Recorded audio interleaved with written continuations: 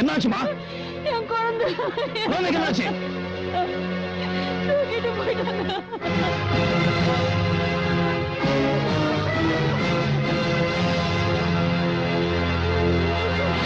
சாமியப்பன், என்னமோ பாம்பு புத்துக்குள்ள போறப்ப கூட தலைய வெளியே நீட்டிட்டு பாதுகாப்பாத்தான் போகுன்னு சொன்னிய.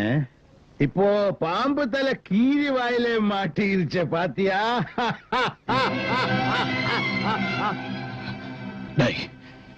என் குழந்தைக்கு ஏதாவது ஆச்சுன்னா தாதா, நீ பேசின காலம் முடிஞ்சு போச்சு. நான் பேசுற நீ கேளு. உன் பிள்ளை பாக்கணும்னா உன்னால குட்டிச்சோரா போச்ச என்னோட சாராய ஃபேக்டரி அங்க உடனே வந்து சார். பிள்ளை தூக்கிட்டு போங்கடா. கதவை தாள் போடுங்க.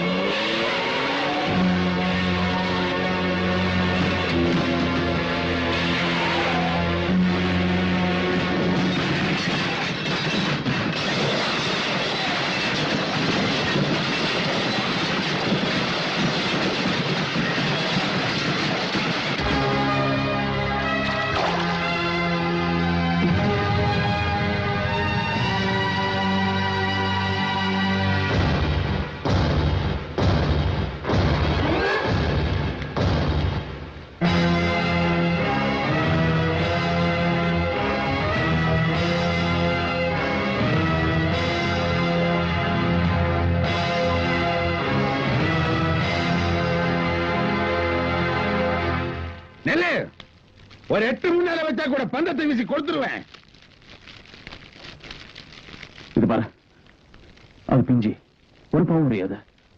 இது ஒண்ணு பண்ணிடாத. அப்புறம் உன் கையை விட்டு தான் தானே வேணும். என் கை விட்டுக்க, அந்த குழந்தை விட்டுரு.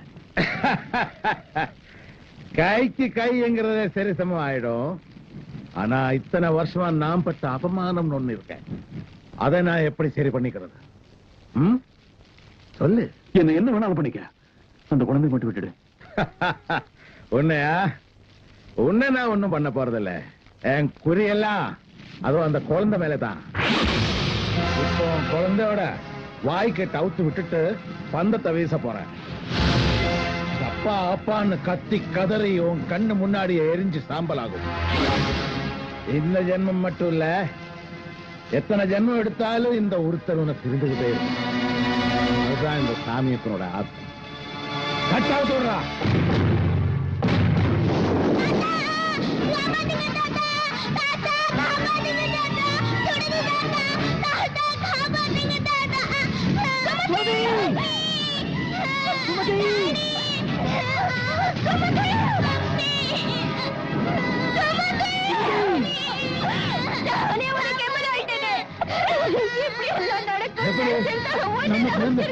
நம்ம குழந்தை எப்படி இங்க வந்தது?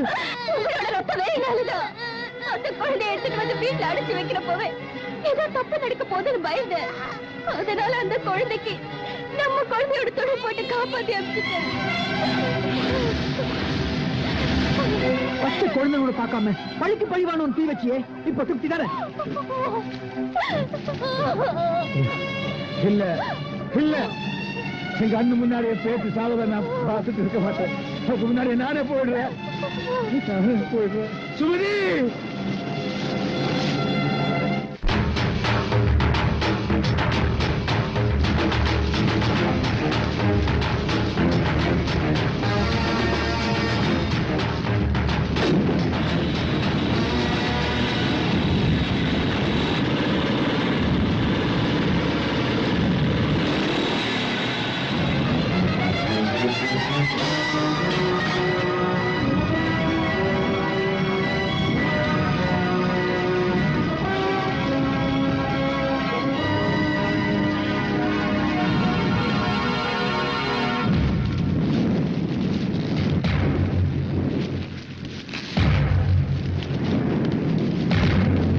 பயப்படாதம்மா.